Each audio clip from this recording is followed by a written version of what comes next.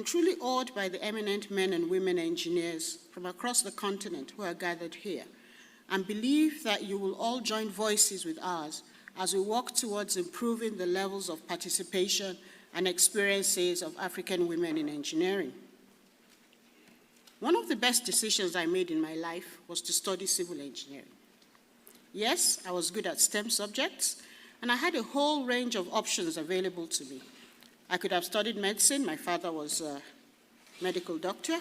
I could have studied architecture or any of the natural sciences, but I decided to study civil engineering. I had role models like my uncle, Engineer Mojid Salako, and a family friend, Engineer Mrs. Tower Williams, who guided me, and I thought, yes, why not? And I haven't regretted it. Being an engineer has opened a wide vista for me. In addition to being a civil engineer, I've had other careers. I've been an entrepreneur, and I've been in management. But at the end of the day, it is the engineering in me that has been my launch pad and made it easy for me to adapt. Today, I'm a politician, an elected public officer, and I can tell you that my engineering skills are still as useful and relevant as ever. I often get asked how I adapted so easily to becoming a politician, and I answer, I'm an engineer, we're versatile.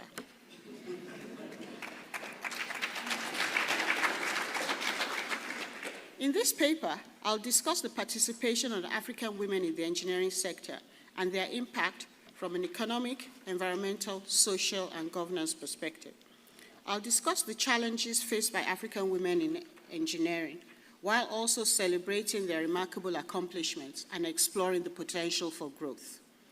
The challenges, which include gender biases, unequal pay, unfair workplace practices, are not unique to engineering and to Africa. But we'll agree that they may be more prevalent in engineering and in Africa due to the perceived masculinity of the profession and cultural norms. According to the United Nations Sustainable Development Goals, Goal 5, gender equality is not only a fundamental human right, but also a necessary foundation for a peaceful, prosperous, and sustainable world. One of the targets of SDG 5, which speaks on achieving gender equality and empowering all women and girls, is to ensure women's full and effective participation and equal opportunities for leadership at all levels of decision-making in political, economic, and public life. However, in its SDG report for 2023, released just last week, the United Nations states that the world is not on track to hit its SDG 5 target to achieve gender equality by 2030. It concludes that at the current rate, it will take 140 years to achieve equal representation in leadership in the workplace. This is disappointing, but not surprising. Even though women have come a long way in the almost 150 years since 1876, when Elizabeth Bragg was awarded a bachelor's degree in civil engineering by the University of California, Berkeley, and she became the first female engineer in the United States, women still account for less than 20% of engineers worldwide. The number of women engineers in Africa hovers around 10%, even though women make up over 50% of the population and form majority of the workforce in most countries. The percentage reduces further in leadership positions.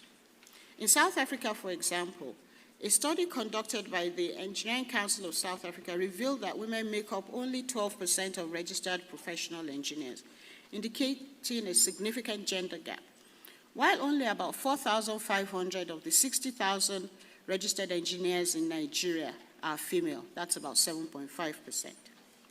However, it is not all doom and gloom. Data from UNESCO shows that in 2018, some African countries reported the highest rates of women engineering graduates.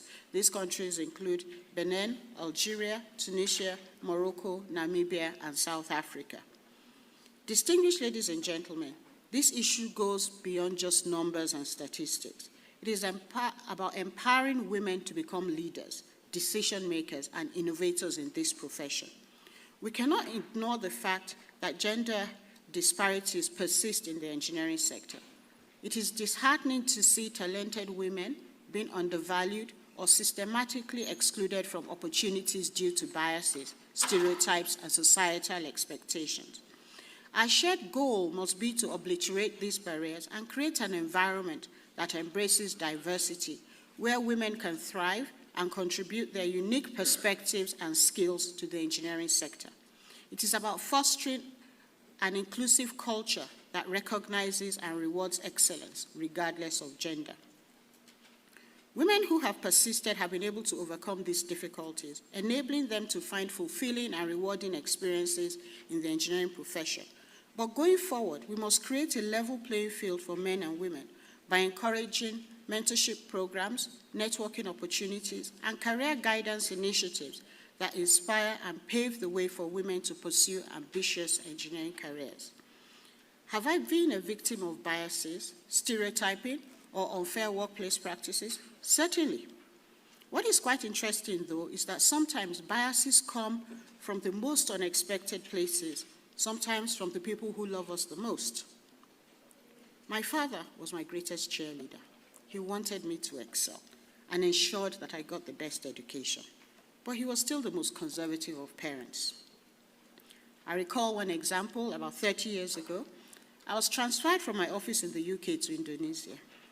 That, of course, was in the dark ages. No mobile phones, no emails, and it was very difficult to get in touch with their loved ones around the world. My father was in despair. How could his young girl be sent across the world on her own? If he had had his way, I wouldn't have gone to Jakarta. Meanwhile, I had the time of my life. It was exciting, both professionally and personally. I got to enter a nuclear plant, and I had many other unique experiences, and I wouldn't have missed a day of that experience. I was lucky that my employer at the time, Overup and Partners, didn't see me as a young lady to be wrapped in cotton wool, but saw an engineer who had the competence to represent them halfway across the world. My point here is that not all biases are malicious. They may be unconscious, but they're biases nonetheless.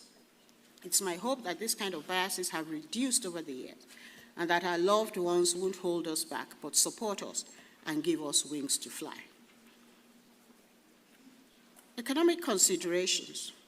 Women's inclusion and empowerment within engineering have far-reaching implications in shaping a more sustainable and equitable future for our continent. Increasing women's participation in engineering can significantly boost Africa's economic growth and development.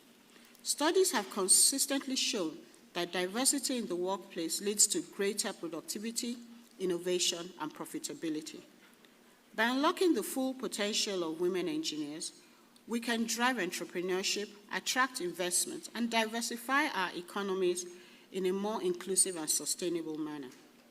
To foster women's participation in the engineering sector, it is crucial to break down the barriers that inhibit our progress. These include addressing gender-based discrimination, providing adequate workplace support, and establishing policies that promote work-life balance and equal pay. The engineering industry needs to evolve and adapt to ensure it is inclusive and supportive of all professionals, male and female. To get the best out of women engineers, we also need to challenge outdated notions and stereotypes that pigeonhole women into certain engineering roles or underestimate their abilities. African women have immense potential to contribute to all facets of engineering, whether it be consultancy, construction, manufacturing, academia, energy, or technology. We must create an environment that encourages and welcomes their participation. The social aspects of women's participation in engineering cannot be overlooked either. Engineering projects, whether they are related to infrastructure, transportation, or urban planning, have a profound impact on local communities.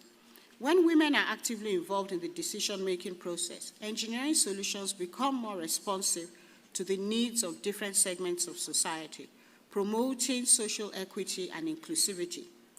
Women engineers are uniquely positioned to consider the perspectives of marginalized groups, fostering community-based development and enhancing the social outcomes of engineering projects.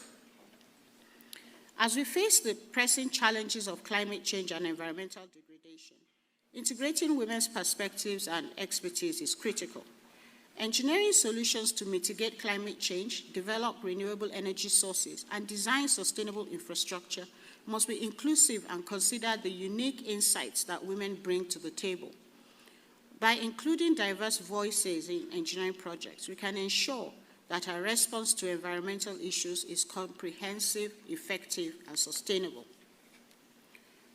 Good governance is a fundamental pillar for fostering the full participation of women in the engineering sector.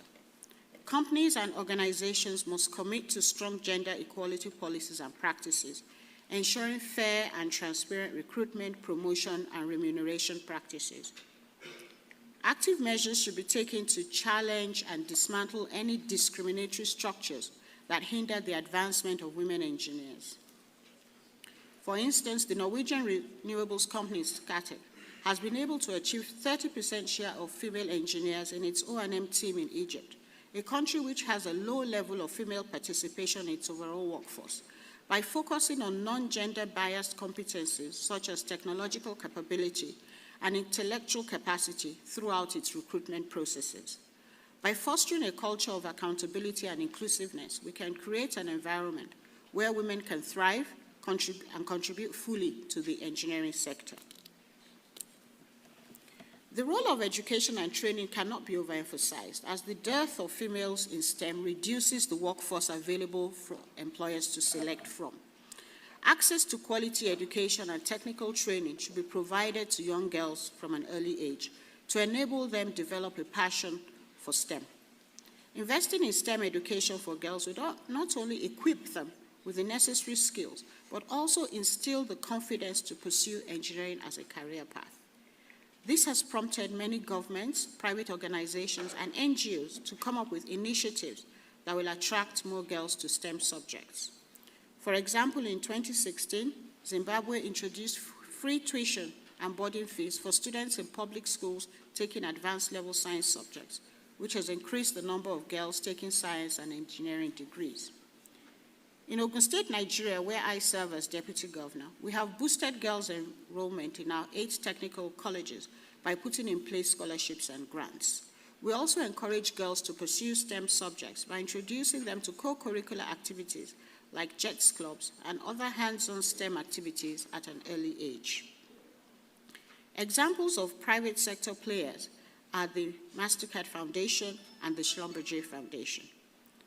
The Mastercard Foundation is collaborating with local partners across Africa, including the African Institute for Mathematical Sciences, to design programs that support increased participation of African girls and women in STEM education.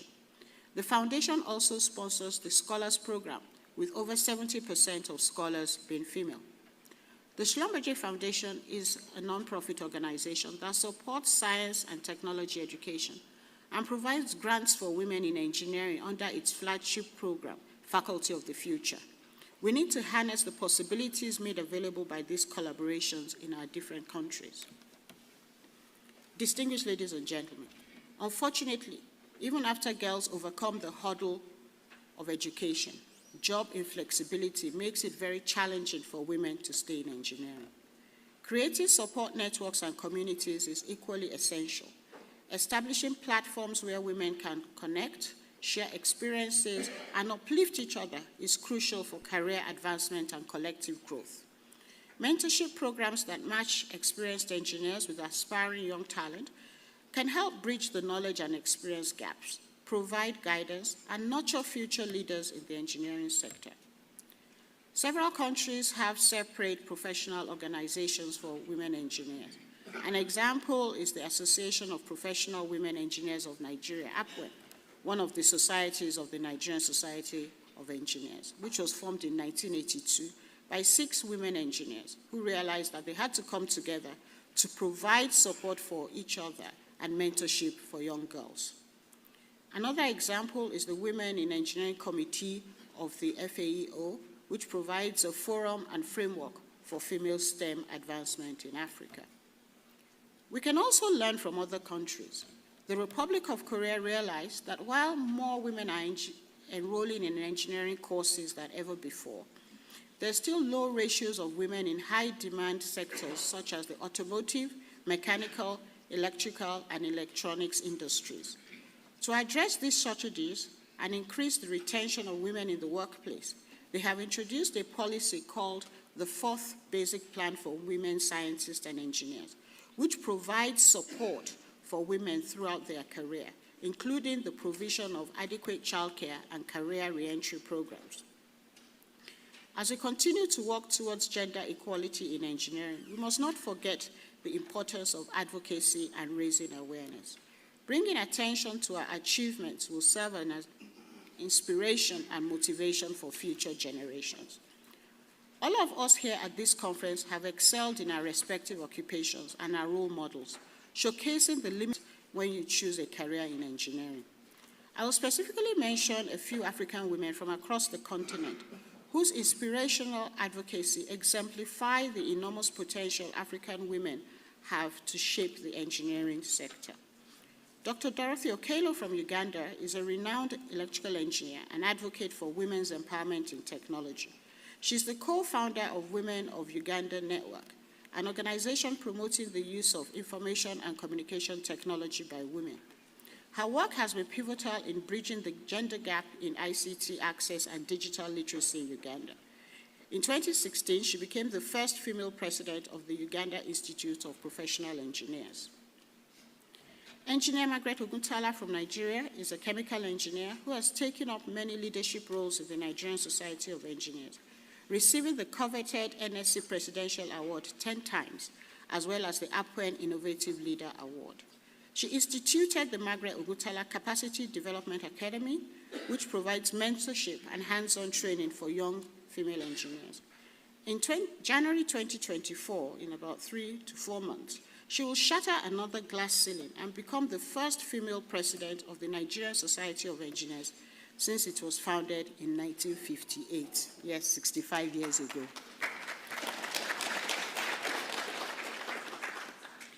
Engineer Kalen Buchedi of Ghana is a structural engineer with a passion for project management, corporate governance, and the education and training of engineers. She advocated for the passage of the Engineering Council Act in Ghana, a law that requires the registration of all classes of engineering practitioners.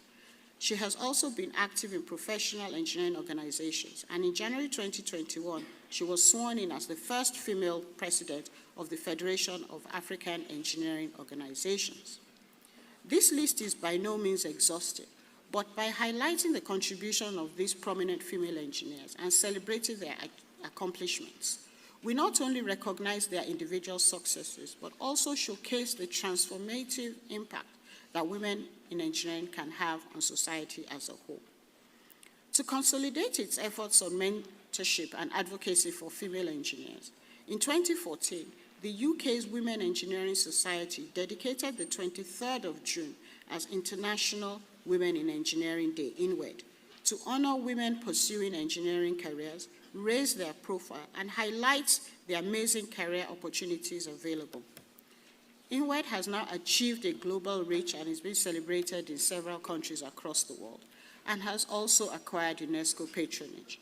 We can also leverage this day in our respective countries as we endeavor to bring more girls into engineering. In conclusion, ladies and gentlemen, I stand here today with immense pride, acknowledging the remarkable achievements of African women in engineering, their relentless pursuit of excellence, their unwavering determination, and their indomitable spirit, are not only transforming the engineering landscape, but also reshaping our societies. I'm also very hopeful that by recognizing the economic potential of women engineers, incorporating their perspectives into environmental solutions, fostering social inclusivity, and ensuring good governance, the transformative power that women have will be unlocked within the engineering sector to the benefit of society as a whole. Let us honor our contributions while collectively committing to dismantling the barriers hindering women's full and equal participation, embracing diversity, and creating a better Africa for all through women's active involvement and leadership in engineering. Because as we all know, we engineers are the ones that change the world and make a difference. Together, we can create a future where African women engineers thrive, innovate, and lead.